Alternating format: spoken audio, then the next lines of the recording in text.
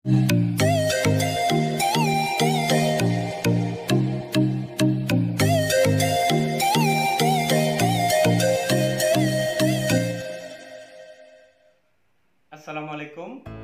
Bertemu kembali dengan saya Ciptaning, pengasuh Majelis Dzikir dan Sholawat Sirul Asro Surabaya.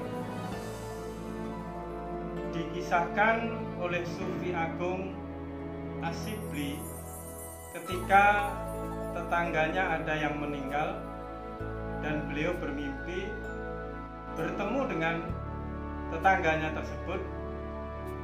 Lalu ditanyalah, apa yang Allah lakukan di dalam alam kuburmu, wahai fulan?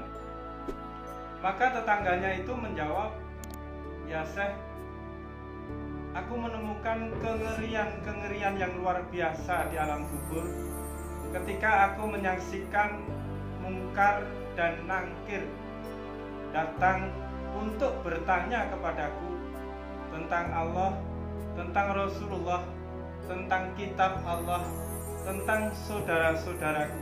Entah dari mana, Syekh, saya tidak tahu. Tiba-tiba datanglah sosok seorang yang gagah, yang rupawan, wajahnya penuh dengan cahaya. Dialah yang menjawab setiap pertanyaan daripada Mungkar dan Nangkir. Entah kenapa Mungkar dan Nangkir itu begitu lembut, begitu penuh adab, tak kala setiap pertanyaan itu dijawab oleh seseorang tersebut. Lalu saya bertanya kepada orang yang rupawan tadi. Beliau menjawab, aku adalah sholawatmu, aku adalah wujud daripada sholawatmu. Allahumma sholli ala Sayyidina Muhammad wa ala ali Sayyidina Muhammad. Aku diutus oleh Allah untuk menolongmu, baik di dunia, di alam kubur, maupun di alam akhirat nanti. Dan aku di padang mahsyar adalah sebagai tanda bahwa engkau adalah salah satu umat daripada Rasulullah yang akan menerima syafaat serta pertolongan beliau waktu di padang mahsyar. Inilah keutamaan daripada sholawat, dan barang siapa yang melakukan dan mau bersolawat, Allah akan jadikan sholawat itu menjadi cahaya, menjadi satu sosok yang akan menemaninya dan akan menolongnya di dalam kehidupan dunia, alam kubur, dan di alam akhirat. Untuk lebih lanjut, kita buka rahasia sholawat ini, kenapa dan mengapa. Kita simak video selanjutnya.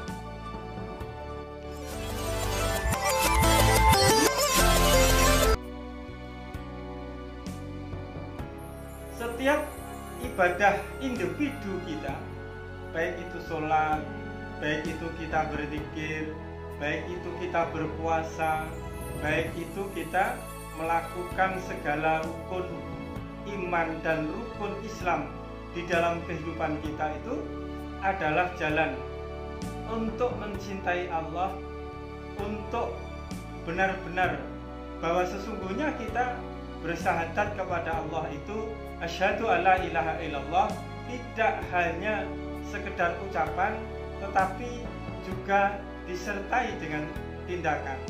Salah satu bukti tindakan yang nyata adalah dengan menyempurnakan iman kita dan menyempurnakan Islam kita. Segala ritual pribadi yang kita lakukan kepada Allah adalah sebagai jalan, sebagai bukti bahwa kita benar-benar bersungguh-sungguh untuk menuju Allah, untuk menyembah Allah, untuk mengagungkan Allah, untuk memuji Allah. Karena kita menyadari betul bahwa diri kita ada ini karena diciptakan oleh Allah dengan amanah, dengan tugas, dengan tujuan yang mulia. Seperti halnya kita diciptakan oleh Allah sebagai makhluk yang mulia. daripada makhluk yang lainnya. Ada level-level, tingkatan-tingkatan, ada riadoh, ada proses tirakat-tirakat untuk menggapai mahabbah. Mahabbah inilah buah daripada perjuangan kita, buah daripada ibadah kita, buah daripada praktek iman kita dan praktek Islam kita. Nah, yang dinamakan mahabbah, apabila seseorang telah bermahabbah kepada Allah dan telah menemukan buah daripada ma'rifatnya, buah daripada imannya, buah daripada Islamnya, maka salah satu buah itu adalah dengan mencintai para kekasih Allah, mencintai Rasul-Rasulnya Allah dan Nabi-Nabinya Allah.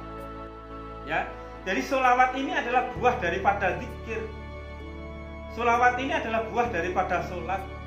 Sholawat ini adalah buah daripada iman dan buah daripada Islam. Puncak pencapaian di dalam iman dan Islam itu adalah mahabbah, dan mahabbah itu adalah bentuknya, wujudnya adalah sholawat. Sebagaimana Allah sendiri bersolawat kepada Nabi Muhammad Sallallahu Alaihi Wasallam. Jadi apabila seseorang yang menyatakan dia beriman, menyatakan dia Islam, tetapi dia tidak bersolawat, maka sesungguhnya imannya, Islamnya belum berbuah apa-apa. Apabila seseorang mengaku beriman dan mengaku sebagai Islam, tetapi dia tidak menyayangi saudaranya, tidak memaafkan saudaranya, tidak mencintai saudaranya, tidak mencintai dan mengasihi serta mempunyai sifat pemurah kepada para makhluknya Allah, sesungguhnya iman dan Islamnya itu belum berbuah. Dan buah yang ranum di dalam mahabbah kepada Allah, wujudnya adalah sholawat. Apabila kita zikir, maka zikir kita itu bisa memperbesar ego kita, justru bisa memperkeruh hati kita apabila di dalam kita berzikir itu tidak disertai dengan niat dan hati yang bersih. Apabila zikir kita gunakan untuk mendorong cita-cita kita, mendorong doa-doa kita, mendorong munajat kita, permohonan kita kepada Allah, niscaya zikir itu tidak mampu mengantarkan dan mengetuk Allah untuk menerima doa kita, menerima taubat kita, menerima ibadah yang kita lakukan, apabila di dalamnya kita tidak sertakan dengan sholawat. Karena sholawat ini adalah tanda cinta, tanda cintanya Allah kepada kekasihnya, dan tanda cintanya para malaikat kepada para kekasih Allah. Begitu juga tanda cintanya umat kepada nabinya. Sholawat ini apabila kita berdoa, bermunajat, berzikir, memohon kepada Allah dengan segala hajat, dengan segala kepentingan kehidupan kita, maka sholawat ini akan mampu mengantarkan permohonan kita, taubat kita, sholat kita, ibadah kita di hadapan Allah Subhanahu wa Ta'ala. Apabila sholawat kita masih didorong oleh keinginan-keinginan, oleh nafsu-nafsu, oleh hati yang kurang bersih, niscaya sholawat itu mampu membersihkan hati kita. Sholawat itu mampu menetralkan keinginan-keinginan kita, sehingga melembutkan ego kita, melembutkan keakuan kita, menjadi soft, menjadi lembut, menjadi ya latif. Jadi buah daripada iman dan buah daripada Islam adalah mencintai Rasulullah, mencintai para kekasih Allah, dan mencintai umat serta makhluknya Allah Subhanahu wa Ta'ala. Sebagaimana Allah itu begitu mencintai makhluknya, apalagi kepada Rasulullah, kepada para nabi, dan kepada para wali. Allah selalu mencintai orang-orang dan memperlakukan kadar yang sama kepada mereka yang ingkar maupun mereka yang beriman. Dan Allah begitu sabar menunggu kepada setiap makhluknya yang lalai, yang kilaf, yang berdosa, yang durhaka untuk kembali kepada Allah. Maka Allah sampaikan, Allah lebih mencintai orang-orang yang kilaf, orang-orang yang berdosa namun dia bertobat, daripada orang yang selalu memutar tasbihnya dengan zikir-zikir namun di dalam hatinya ada kesombongan, di dalam hatinya ada keangkuhan, di dalam hatinya ada rasa perasaan lebih baik, lebih mulia, lebih suci daripada yang lainnya. Hal itu terjadi, hal itu ada sebagai bukti bahwa Allah itu begitu mencintai para makhluknya. Setelah diri kita mencapai mahabbah, yaitu puncak daripada iman dan puncak daripada Islam, semestinya diri kita mempunyai sifat yang sama seperti halnya Allah memperlakukan makhluknya, Allah memperlakukan nabinya, rasulnya, dan para kekasihnya. Begitulah diri kita.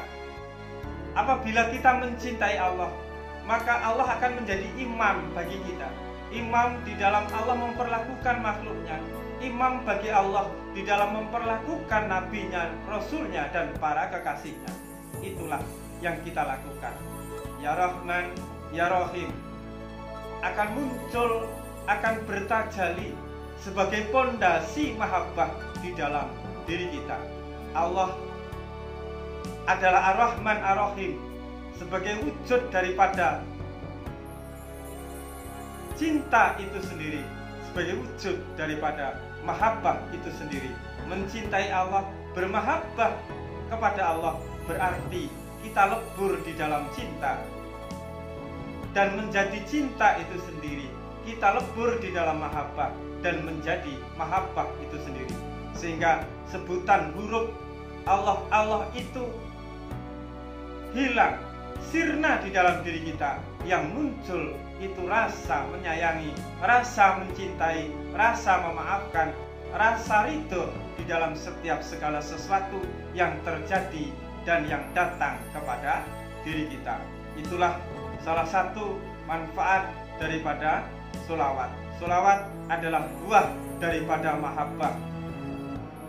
Dan apabila kita belum mencintai Rasulullah, belum berwasilah kepada Rasulullah, dan belum berharap bertemu dengan Rasulullah melalui wasilah sholawat, melalui wasilah guru-guru kita, melalui wasilah kedua orang tua kita, melalui berkah dan ridhonya, niscaya iman dan Islam kita tidak akan pernah berbuah.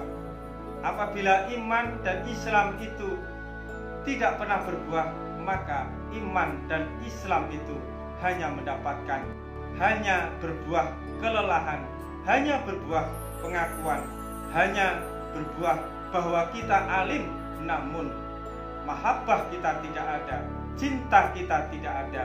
Akhirnya diri kita tidak bermanfaat bagi orang lain dan tidak menemukan manfaat untuk diri kita sendiri. Cukup sekian, semoga manfaat. Ingat, sholawat adalah buah daripada mahabbah kepada Allah. Apa yang Allah perlakukan kepada makhluknya dan apa yang Allah perlakukan kepada Rasul, Nabi, dan kekasihnya, itulah yang akan kita lakukan.